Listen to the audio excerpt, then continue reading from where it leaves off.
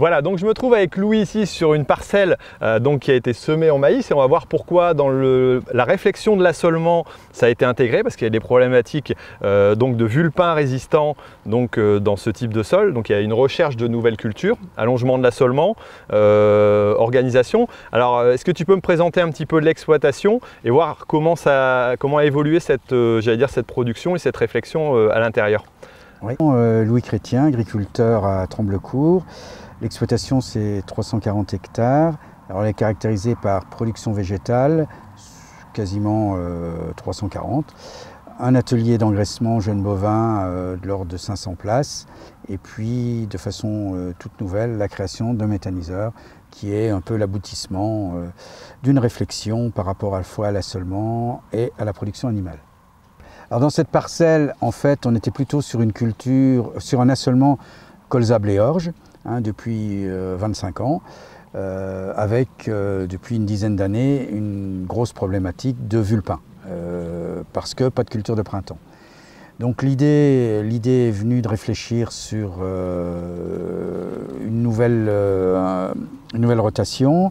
Dans la nouvelle rotation, bon, les orges de printemps qui sont couramment pratiquées ici ne me convenaient pas parce qu'on est quand même sur des sols argileux, on va dire profonds pour la région et qui ne se réchauffent pas facilement au printemps. Donc j'ai exclu cette solution. Et on est venu au maïs. Alors le maïs il présente l'avantage pour moi de pouvoir être semé, on va dire, beaucoup plus tardivement. Donc en général, les sols sont à la fois ressuyés et réchauffés. Bon, c'est une culture dont la durée de végétation est courte, puisque finalement au 15 septembre, 1er octobre, même en grain, une année classique c'est fait. Donc ça nous permet éventuellement de ressemer de façon normale un blé. Alors la problématique vulpin, on a beaucoup... j'ai beaucoup travaillé sur le sujet, donc je me suis vite rendu compte qu'il était urgent de passer aux cultures de printemps. Et le maïs arrive, derrière le tournesol je pense va arriver parce qu'il y avait certes aussi du colza, mais le colza nous pose des problèmes proprement dit d'implantation, de culture. Et en plus, pas cerise sur le gâteau, mais à l'envers, on est sur un sol drainé, donc les sols drainés, de temps en temps, on a quand même des surprises avec les pivots de colza qui viennent boucher les drains. Et l'objectif donc dans la rotation d'amener les cultures de printemps, c'est de casser la rotation des cultures d'hiver implantées en hiver et donc de casser la rotation du vulpin aussi. Alors là, l'objectif, ça va être de mettre 2 cultures de printemps éventuellement à la suite ou alors simplement une déjà pour améliorer les choses? Là, en fait, vous êtes dans une parcelle où c'est la 2e année de maïs. D'accord. Pourquoi? Parce que la première année a été très difficile. Il y avait une grosse infestation, de grosses réserves de vulpins. Donc moi j'ai décidé qu'en 2e année on repassait encore en maïs et peut-être que 2021, pour ne pas passer une 3e année en maïs parce qu'on a un souci quand même de sanglier aussi ici, on passera certainement au tournesol pour être propre, pour avoir quand même le bon nettoyage par rapport aux vulpins. L'autre problématique c'est les chardons, mais les chardons ça se gère, je vais dire, beaucoup plus facilement.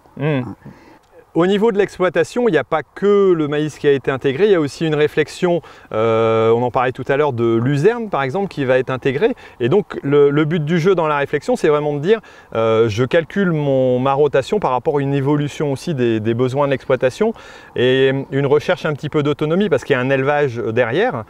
Donc il y a un besoin que ce soit en maïs humide, c'est bien ça éventuellement, et puis en protéines. Donc il y a toute une réflexion qui se fait et qui fait qu'une nouvelle culture, comme là ici en maïs Cemex Paradise, peut apporter aussi quelque chose pour une plus grande autonomie alimentaire, c'est un peu ça. Oui, tout à fait. Donc dans la réflexion, on est comme les copains, quand on est en engraissement, c'est souvent du soja ou c'est souvent de la protéine achetée ou importée, peu importe. Donc nous, ce qu'on s'est dit, c'est qu'on a aussi des sols argilo-calcaires avec peu de potentiel, mais par contre, les luzernes s'y plaisent bien. Donc en fait, dans les évolutions de l'assolement, on va y mettre de la luzerne qui va nous permettre d'apporter la partie, on va dire, azotée dans la ration engraissement. Et comme on déconcentre avec de la luzerne, on va reconcentrer en faisant non plus du maïs en silage aujourd'hui, mais maïs grain ou maïs grain humide. Voilà, donc ça c'est la première réflexion, donc elle s'intègre pleinement dans la réflexion globale de la diversification de l'assolement. Et derrière, comme il y a le méthaniseur qui arrive, on a investi aussi dans un séchoir pour capter la chaleur, puisque si elle n'est pas captée, elle est perdue. Donc la chaleur nous permettra à la fois de sécher du foin de luzerne, enfin de la luzerne tout simplement, et puis éventuellement en fonction du choix ou en fonction des opportunités qui pourront exister, de sécher du maïs. Du maïs aussi. Du maïs grain. Le but du jeu ici, en prenant du maïs M Expert Dry, c'est pas d'obtenir un grain sec comme on l'a dans le sud, parce que le secteur ne le permet pas. Par contre, c'est d'avoir un maïs qui s'implante peut-être assez vite et qui a un potentiel, j'allais dire, peut-être plus limité que certains maïs, mais qui correspond bien au potentiel du secteur et du terroir, quoi. Ouais, en fait, on avait recherché dans le passé d'aller sur des indices 300 voire plus pour augmenter le potentiel. Bon, alors la façon d'augmenter de maximaliser de l'indice 300, c'était du semis précoce. Or, depuis quelques années, les semis précoces n'ont pas apporté ce qu'ils auraient dû. L'an dernier, moi j'ai fait du semis précoce sur début avril. Et on avait les températures qu'il fallait. Une quinzaine de jours après, on a eu quasiment un mois froid. Donc j'ai eu une grosse attaque de taupin. La parcelle là, elle a été intégralement ressemée.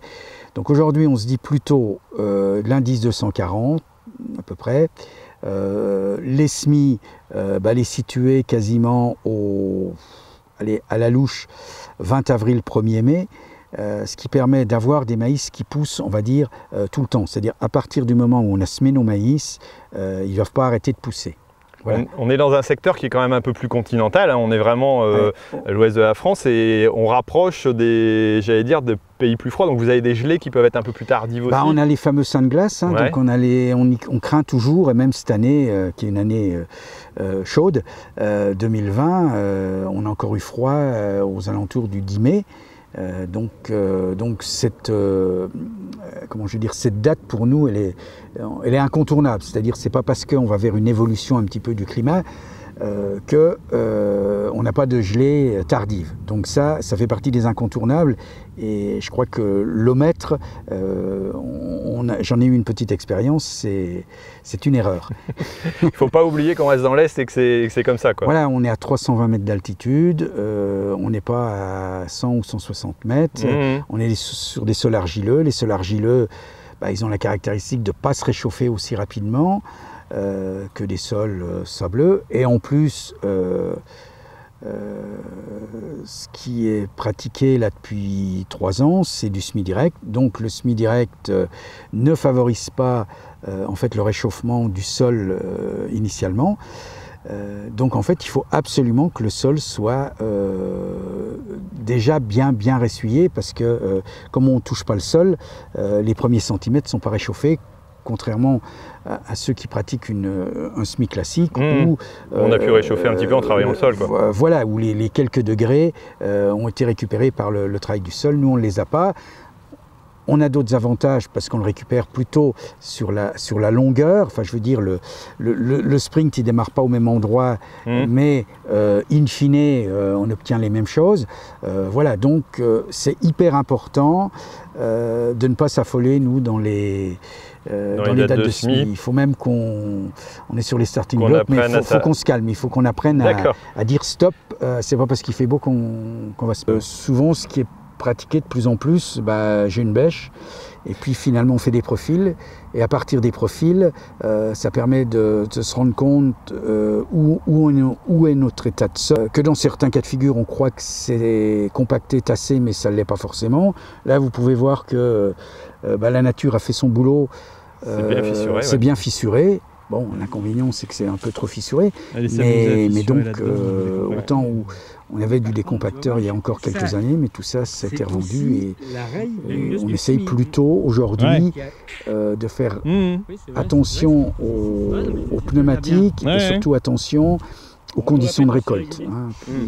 Voilà. Améliorer les conditions pour avoir moins de passages aussi mécaniques. Pour avoir moins de matériel. Ce qui est super, c'est d'avoir la matière Oui, organique. et moins de dégradation, moins de dégradation des de sols. la structure de sol. Donc pas avoir améliorer les choses à nouveau après, parce que sinon c'est forcément de l'argent et de l'investissement. Voilà, parce que l'avenir dans des on va dire dans des régions intermédiaires où le potentiel de rendement est limité, le produit il va pas beaucoup augmenter, et donc il faut reprendre le dossier par rapport aux charges de structure. On avait pris il y a 10-15 ans la partie réduction des charges proportionnelles des intrants. Ça c'est limite, puisque finalement on se rend compte que le désherbage on en a quand même besoin. Et puis ça fait partie des outils de l'agriculture, qu'ils soient conventionnels ou agriculture de conservation. Par contre, il y a du travail à faire sur les charges de structure, et là-dessus, on peut gagner entre 20 et 50 euros annuellement sur nos charges de structure. Déjà, on baisse énormément nos temps de travaux, donc nos consommations de carburant. Et puis, on peut travailler avec du matériel d'une plus faible puissance. Tout ça, mis bout à bout, peut faire 40 ou 50 euros.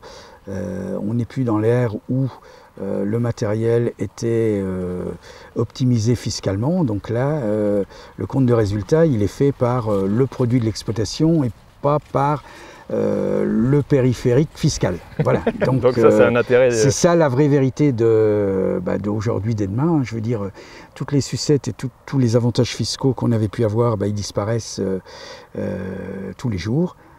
Ça fait 3 ans qu'on passe à la moulinette, donc maintenant il faut se réinventer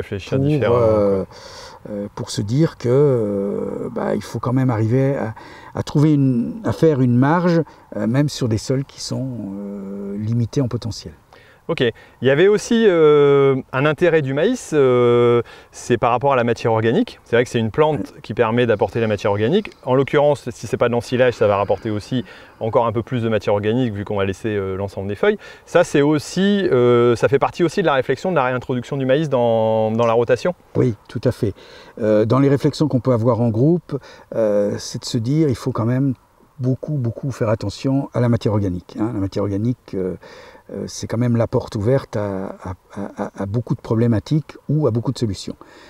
Alors, en général, comme j'ai toujours eu un atelier d'élevage, donc moi dans mes sols, le taux de matière, j'ai pas d'exportation de paille proprement dit, en sol de net, donc j'ai toujours réintroduit ma matière organique. J'ai des sols qui sont entre 3 et 5% de matière organique, c'est relativement correct, on peut faire mieux. Et la culture du maïs, c'est une culture qui permet d'aider, parce que quand on fait un maïs à 10 tonnes de matière sèche, si on fait 10 ou 12 tonnes de matière sèche, ça veut dire qu'on fait son quintot uniquement en grains, humide ou pas humide, peu importe, mais on y laisse quasiment autant quand on regarde les racines, les feuilles. Et donc ça permet quand même de remonter ou de maintenir un taux de matière organique relativement intéressant.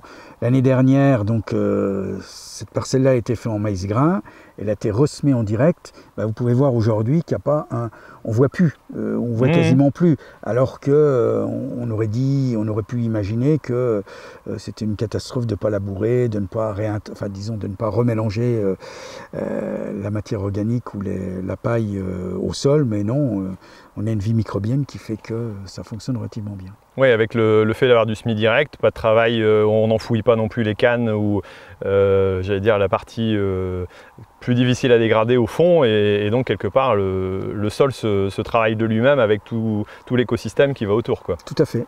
Ok, merci pour cette présentation. Alors là je vais prendre la suite donc avec Pierre qui est technicien qui te suit chez Pionnier pour voir un petit peu comment ça fonctionne. Alors on va voir qu'il y a eu des essais aussi qui ont été mis en place ici, parce que ce n'est pas une technique qui est finie et qui nécessite encore de travailler. C'est une réintroduction qui est quand même assez récente, donc il n'y a pas de modèle et il faut quelque part y réfléchir. Et puis on va voir aussi qu'on va pouvoir voir des moyens techniques qui permettent de mesurer entre autres la quantité de grains dans les maïs. Et c'est vrai que c'est intéressant, et je suppose que toi, pour être, j'allais dire, avoir réimplanté du maïs, c'est important d'être accompagné aussi par quelqu'un, j'allais dire, qui peut suivre et puis peut-être apporter des conseils et quelques précisions aussi techniques pour optimiser un petit peu les premières implantations, quoi. Oui, c'est certain, parce que finalement, bon, même si on fait du maïs depuis longtemps, je fais du maïs depuis longtemps, mais on a toujours des choses à apprendre par rapport à l'évolution de la technique. Et dans le maïs, bon, bah, il y a de la génétique, il y a beaucoup de génétique, puisque c'est la génétique qui a fait beaucoup progresser les rendements, qui a fait progresser un peu les dates de récolte, les taux d'humidité. Et je pense que le fait d'avoir un appui par une firme, alors là en l'occurrence c'est la firme de semences, ça m'apporte des compléments d'information que j'ignorais, qui me sont chers pour continuer, pour éviter de faire des erreurs. Enfin, disons, pour continuer à m'améliorer dans la culture du maïs. Surtout dans du maïs, c'est Max Perdray qui est dans des sols, voilà, qui ne sont pas forcément à la base ceux qu'on penserait en premier pour implanter du maïs, quoi. Voilà, parce que je crois que ce qui est important, c'est, bon, la plante c'est une chose, mais c'est le couple plante-sol, enfin je dirais pas le couple, la triptyque plante-sol-climat, et d'avoir la meilleure adéquation plante-sol-climat. Et ça, bon, les gens comme Pionnier ont quand même beaucoup plus de réflexion, ils ont de l'expérimentation un petit peu partout. On a cette évolution de climat, donc qui nous apporte un petit peu à la fois du contenu, de la réflexion et un petit peu les limites qu'il faut, enfin les limites, pas forcément les limites, mais les erreurs qu'on pourrait faire parce qu'on il y a des erreurs qu'on fait parce qu'on lit des bouquins ou on feuillete, ou on fait de l'internet.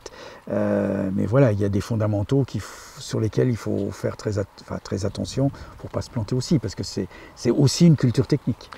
Ouais, de toute façon, il y a toute la théorie, puis il y a la pratique, et puis l'adaptation au sol, au terroir, au climat, et donc ça. Et à l'année. Ouais. Et à l'année, donc ça, il faut le prendre en compte. Ouais, bon, bah, merci beaucoup, donc Louis, pour cette présentation. Donc, pour ceux qui sont intéressés, vous allez pouvoir cliquer sur les liens qui sont ici en dessous et sur le côté pour me voir donc avec Pierre, discuter un petit peu aussi de comment on peut accompagner un agriculteur qui cherche à évoluer dans ses pratiques. Ouais. Bah, merci. Bah, merci Thierry.